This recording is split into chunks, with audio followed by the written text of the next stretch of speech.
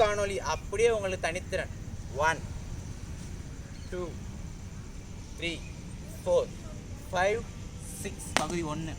இப்போ பகுதி 2 1 2 3 4 5 6 7 8 9 பெறணும் 10 11 12 13 14 15.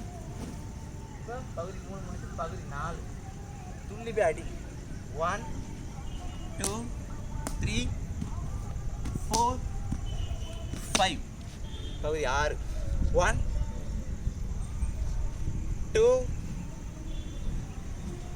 3 4 5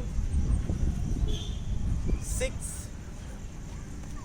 7 பகுதி 7 1 2 3 4 கம்ப உருவணும் 5 6 7 8 9 10 முழு காணொளி கொடுத்தாச்சு. நன்றி.